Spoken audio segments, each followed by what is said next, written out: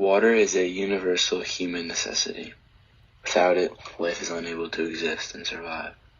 Access to a clean water supply is something every person deserves to have in this world.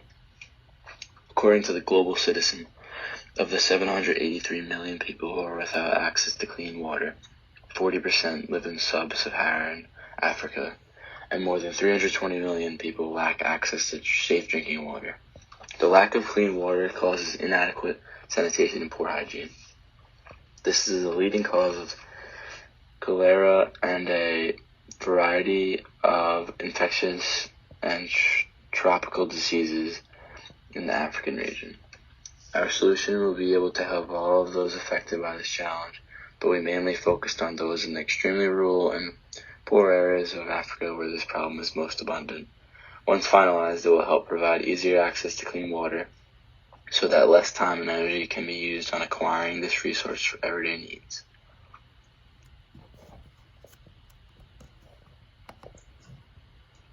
Our solution.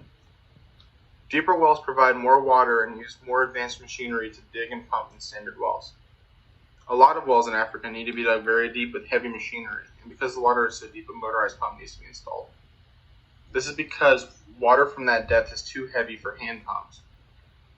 Because of this, we need diesel generators, large electric pumps, piping, storage tanks, and housing for all of the equipment. This can cost over $30,000. Fortunately, these wells are still cost-effective because they're capable of serving over 3,000 people clean and uncontaminated water. There's a diagram on the right that shows the process of deep well drilling, and our solution is to raise money to promote deep wells instead of shallow wells because they serve more people, and while there's a more upfront cost, it'll pay off in the long run with more clean water.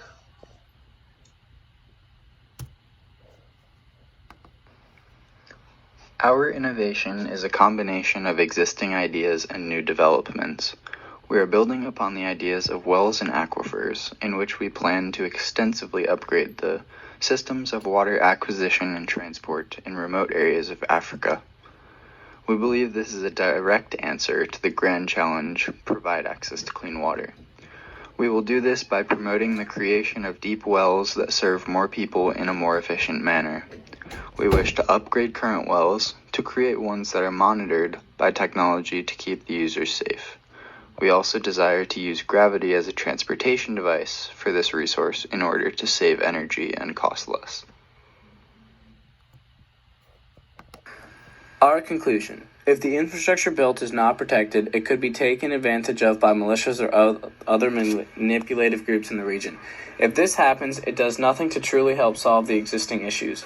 There is no point in creating a water supply that is then taken over by a hostile group, removing the supply of water, or controlling access altogether.